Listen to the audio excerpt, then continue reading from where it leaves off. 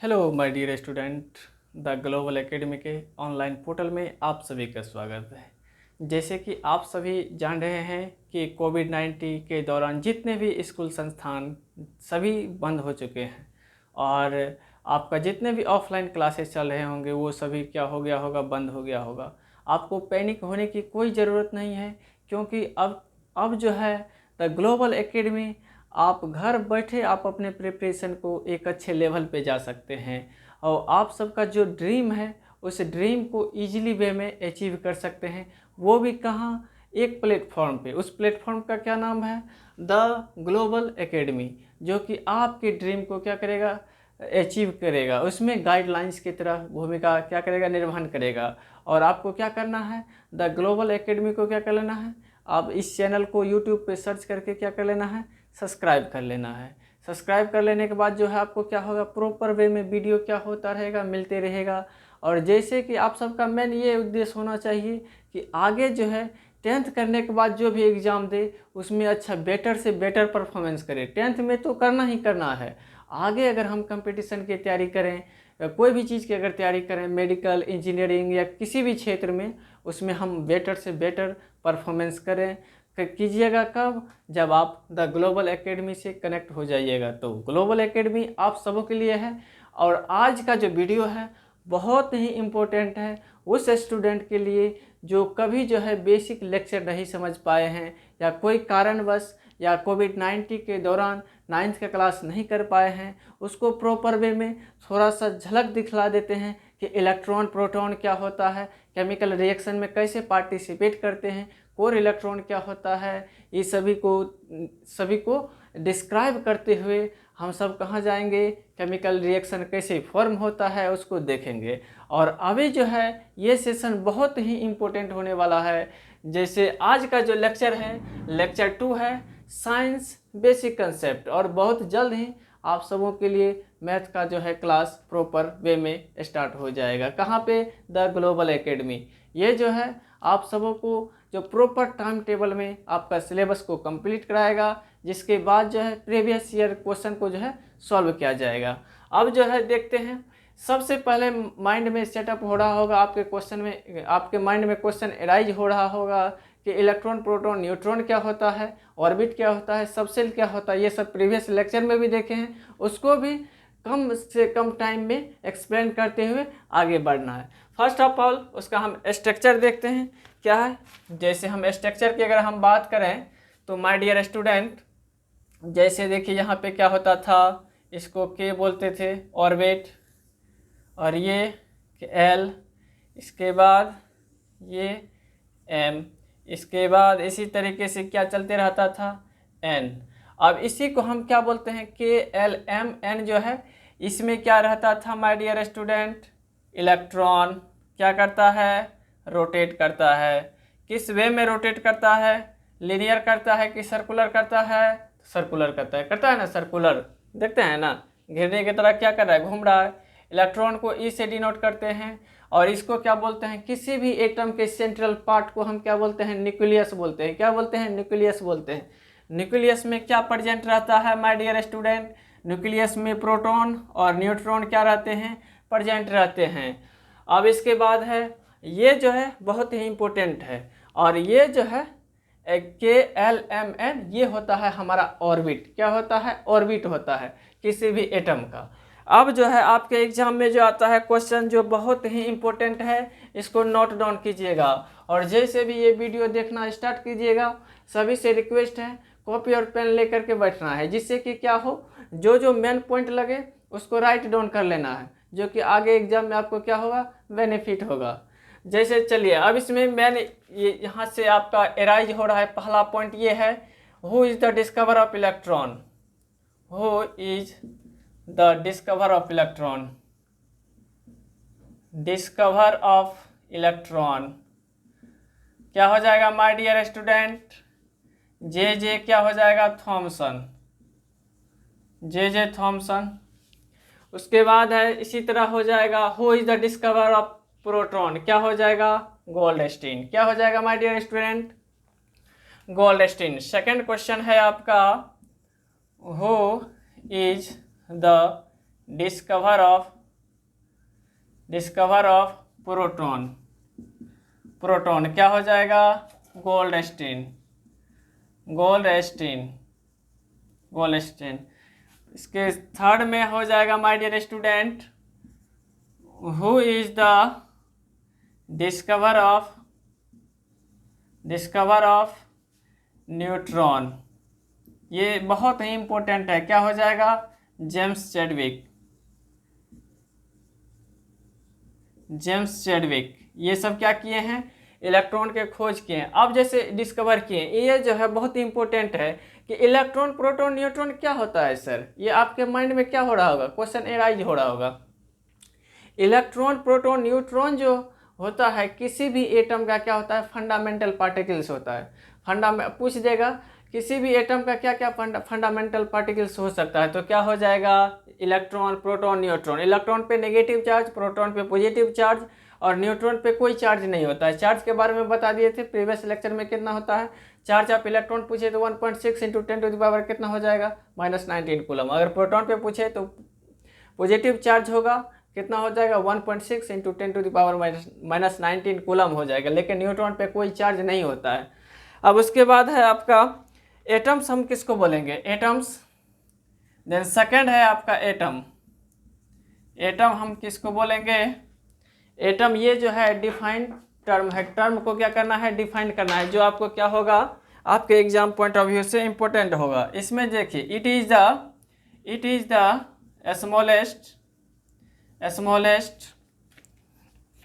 Smallest particle of matter.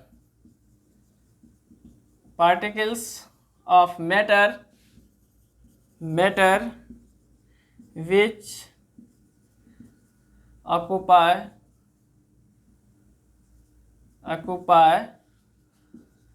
all chemical properties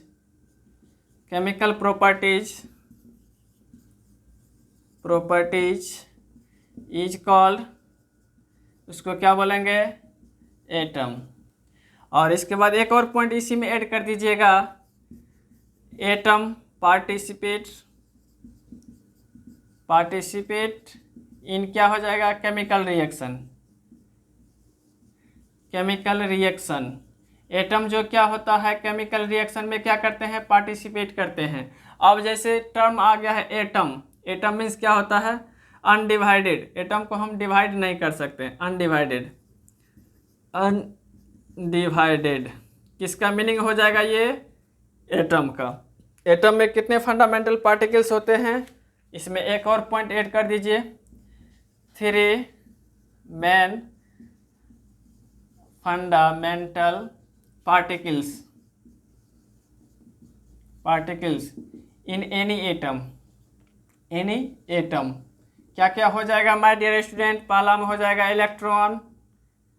electron, then हो जाएगा proton, तो last आपका हो जाएगा न्यूट्रॉन। क्या हो जाएगा? न्यूट्रॉन। देन आपके बाद, इसके बाद है my dear student electron, proton, neutron. इतना तक होने के बाद जो है आपका है ऑर्बिट। क्या करता है? ऑर्बिट। देन आपका नेक्स्ट है आपका ऑर्बिट। क्या है माय डियर स्टूडेंट? इसके बाद है ऑर्बिट हम किसको बोलेंगे? It is the circular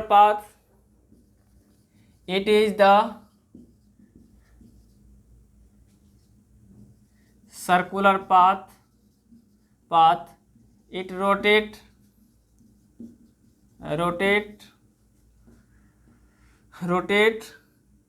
nucleus in outermost is called,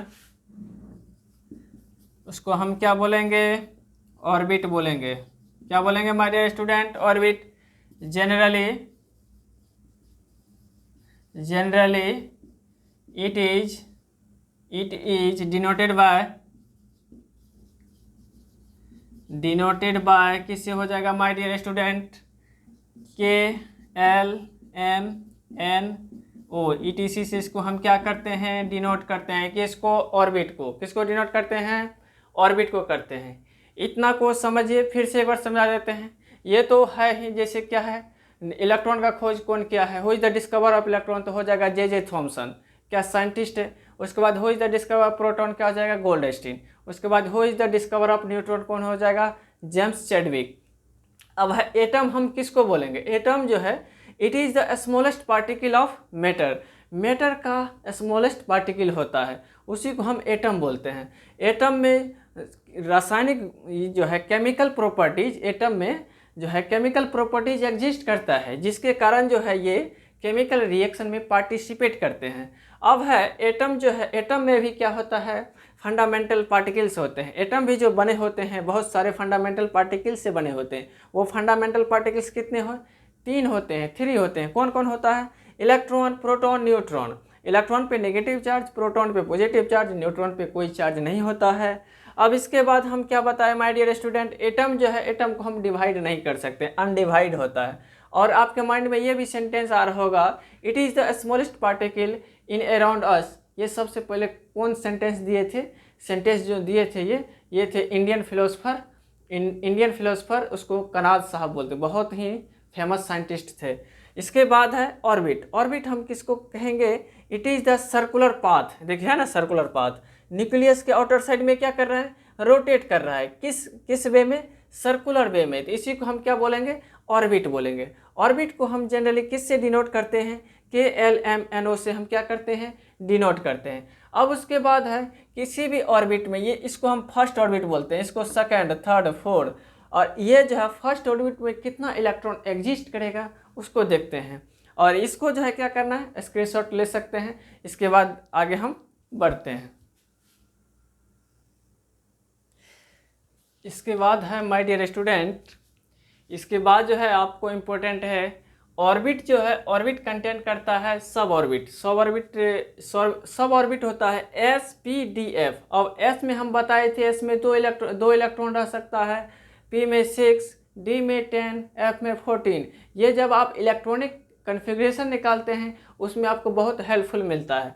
उसके बाद है maximum number of electron in A orbit, कितना रह सकता है किसी भी ऑर्बिट में, कितना मैक्सिमम से मैक्सिमम इलेक्ट्रॉन रह सकता है, उसके लिए हम फार्मूला बताए थे 2n²। अगर हम सेकंड के लिए निकालें, n की जगह 2 हो जाएगा, 2 तो कांस्टेंट है, n की जगह 2 का स्क्वायर कर देंगे 4, 4 × 2 कर देंगे, कितना हो जाएगा 8। उसी की तरह आप 4 के लिए निकाल सकते हैं, 5 के लिए भी निकाल सकते हैं। निकाल के आपको क्या करना है, कमेंट बॉक्स में शेयर कर देना है। उसके बाद है एटॉमिक नंबर, हम किसको बोलेंगे, इन एन एटम। अब जैसे एटॉमिक नंबर हम उसको बोलते हैं किसी भी एटम में नंबर ऑफ इलेक्ट्रॉन जो है नंबर ऑफ प्रोटॉन के बराबर होता है। इसमें है in an element of an atom number of proton is equal to number of electron is called atomic number. अब पूछेगा in this condition atom are neutral या अनन्यूट्रल, तो क्या हो जाएगा, न्यूट्रल हो जाएगा। जैसे इसमें number of proton equal to क्या होता है, नंबर ऑफ इलेक्ट्रॉन। अगर +5 है -5 हो जाएगा, कैंसिल आउट होकर के रिजल्टेंट हमारा क्या हो जाएगा, 0 आ जाएगा। 0 आ जाने के बाद जो है इस कंडीशन में जो है वो एटम जो है न्यूट्रल रहता है, यानी उदासीन रहता है। अब उसके बाद है एटॉमिक मास, हम किसको बोलेंगे। अब इसमें देखिए रिप्रेजेंटेशन बहुत इंपॉर्टेंट है। ये जो है हम एटॉमिक नंबर को हम Z से डिनोट करते हैं। Z बराबर होता है P बराबर क्या होता है E। अब E क्या है, P क्या है, Z क्या है, E है इलेक्ट्रॉन, P है प्रोटॉन, Z है एटॉमिक नंबर। अब एटॉमिक मास नंबर हम किसको बोलेंगे, in an atom of nucleus present in the sum of proton plus neutron. किसी भी एटम के न्यूक्लियस में उपस्थित प्रोटॉन की संख्या प्लस न्यूट्रॉन की संख्या को अगर हम ऐड कर देते हैं उससे हमारा क्या आता है, एटॉमिक नंबर आ जाता है। यही बोला गया है इसमें, in an atom of nucleus present in the sum of proton plus neutron is called atomic mass number. Atomic mass number को हम डिनोट करते हैं ए से। ए बराबर हमारा क्या होता है, रिलेशन आता है प्रोटॉन प्लस न्यूट्रॉन। अब उसके बाद है वायलेंस इलेक्ट्रॉन, हम किसको बोलेंगे, और वायलेंस इलेक्ट्रॉन जो ही है आपके केमिकल रिएक्शन में इंपॉर्टेंट रोल प्ले करता है। किसमें, केमिकल रिएक्शन में। अब है my dear student number of electron present in outermost orbit is called, हम उसको क्या बोलेंगे, वायलेंस इलेक्ट्रॉन बोलेंगे। किसको, जो आउटर मोस्ट ऑर्बिट में प्रेजेंट रहेगा। अब उसके बाद है core electron, number of electron present in innermost orbit is called core electron. Core electron के लिए जैसे हम एक एग्जाम्पल लेकर के आपको दिखाए हैं, ये एग्जाम्पल है आपका क्या, ये एग्जाम्पल है आपका सोडियम। सोडियम का एटॉमिक नंबर कितना होता है, 11 होता है। उसका अगर हम इलेक्ट्रॉनिक कन्फिग्रेशन निकालें तो लास्ट में देखिए 3s1 है। इसको हम बोलते हैं वैलेंस इलेक्ट्रॉन, और इधर जो रेस्ट बच गया उसको हम बोलते हैं कोर इलेक्ट्रॉन। कोर इलेक्ट्रॉन का जो है केमिकल रिएक्शन में कोई पार्टिसिपेट नहीं होता है, जो भी पार्टिसिपेट होता है वो हमारा वैलेंस इलेक्ट्रॉन होता है। वैलेंस इलेक्ट्रॉन ही हमारा कहलाता है वैलेंसी। अब वैलेंसी कैसे निकालते हैं, इलेक्ट्रॉनिक कन्फिग्रेशन को नहीं भूलना है, वो 9th क्लास में भी आप पढ़े होंगे और इसमें भी थोड़ा हम इस जो है हिंट दे देंगे। इसके बाद है valence electron are participate in chemical reaction. ये जो है इतना जो है आपके लिए बहुत ही हेल्पफुल है। इसके बाद आगे जो है अब जैसे इसमें कोर इलेक्ट्रॉन जो है, कोर इलेक्ट्रॉन इक्वल टू होता है नंबर ऑफ ग्रुप, कितना ग्रुप में एलिमेंट एग्जिस्ट किया है उसको डिनोट करता है। तो क्या कर देंगे, इसके बाद जो है हम आगे, हेलो माय डियर स्टूडेंट, इसके बाद है आपका नंबर ऑफ कोर इलेक्ट्रॉन जो है इक्वल टू होता है नंबर ऑफ पीरियड का, और उसके बाद है number of electron present in orbit या सबसेल इज कॉल्ड वैलेंसी। उसी को हम क्या बोलते हैं, वैलेंसी। वैलेंसी जो इक्वल टू होता है नंबर ऑफ वैलेंस इलेक्ट्रॉन का होता है। वैलेंस इलेक्ट्रॉन कहाँ से आता है, जब हम किसी भी एलिमेंट या एटम का हम क्या निकालते हैं, इलेक्ट्रॉनिक कन्फिग्रेशन निकालते हैं, तो आउटर मोस्ट ऑर्बिट में जो इलेक्ट्रॉन प्रेजेंट रहता है उसी को हम क्या बोलते हैं, वैलेंस इलेक्ट्रॉन बोलते हैं। इसमें केस फर्स्ट आ रहा है, when the number of electron present in last orbit is 1, 2, 3 and 4, तो this condition is also known as valency. यही क्या कहलाता है, वैलेंसी कहलाता है। जब वैलेंस किसी भी इलेक्ट्रॉन का लास्ट ऑर्बिट में अगर आ जाए 1, 2, 3 या 4 आ जाए तो वही क्या कहलाता है, वैलेंसी कहलाता है। और देन है इसके बाद है आपका सेकंड केस में number of electron present in last orbit is 5, 6, 7 and 8, तो देन तब वैलेंसी कैसे निकालेंगे। वैलेंसी के लिए एक फार्मूला होता है, वैलेंसी के लिए फार्मूला होता है आपका valency equal to 8 minus number of valence electron. Number of valence electron को अगर माइनस कर देते हैं उससे उसका क्या आ जाता है, वैलेंसी आ जाता है। अगर सपोज डेट किसी के लास्ट ऑर्बिट में 5 इलेक्ट्रॉन आ रहा है, उसका हमको क्या निकालना है, वैलेंसी निकालना है। 8 - 5 कर देंगे तो कितना आ जाएगा, 3। अगर किसी का 8 आ रहा है, 8 - 8 कर देंगे तो कितना हो जाएगा, 0। उसका वैलेंसी कितना हो जाएगा, 0। 0 आ जाएगा तो क्या हो जाएगा, इनर्ट गैस हो जाएगा। इनर्ट गैस कितने होते हैं, 6 होते हैं। कौन कौन होते हैं, helium, neon, argon, krypton, radium, xenon. इसको क्या करना है, नहीं भूलना है। उसके बाद है all metals has properties lose of electron and all non metals gain of electron. जितने भी मेटल्स हैं उसमें प्रॉपर्टीज होता है इलेक्ट्रॉन लूज करने का, और जितने भी नॉन मेटल्स होते हैं उसमें प्रॉपर्टीज होता है इलेक्ट्रॉन को क्या करने का, गेन करने का।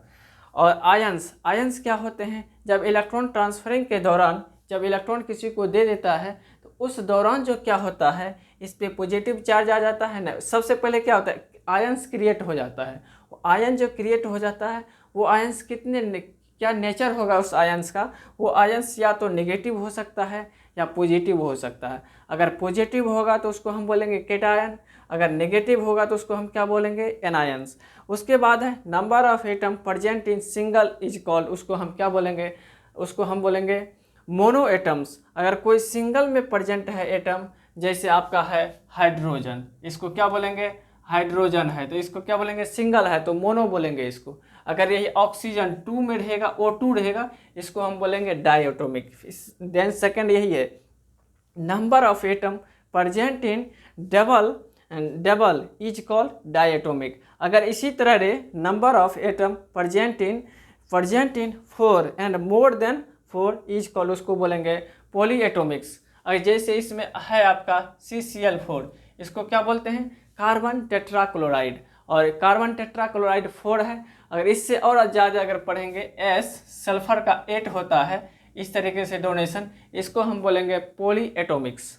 उसके बाद है आपका, और इतना हो जाने के बाद जो है आपके लिए आज होमवर्क दिए हैं। होमवर्क ये है कि जो बहुत ही इम्पोर्टेंट है, fluorine, magnesium, silicon, calcium, sulphur और क्रोमियम के बाद आयरन के बाद है कॉपर के बाद है जिंक। इतना एलिमेंट का क्या करना है, आपको जो है इलेक्ट्रॉनिक कॉन्फ़िगरेशन निकालने के दौरान इसका वैलेंसी क्या होगा, वैलेंसी निकाल करके आप कमेंट में क्या करना है, इसको डाल देना है, जिससे कि क्या होगा, आपका यहाँ से फंडा क्लियर हो जाएगा। इसमें किसका कितना वैलेंसी आएगा वो भी आपको क्या हो जाएगा, जानकारी हो जाएगा। और आज का जो वीडियो है यहीं तक। Thank you, all the best.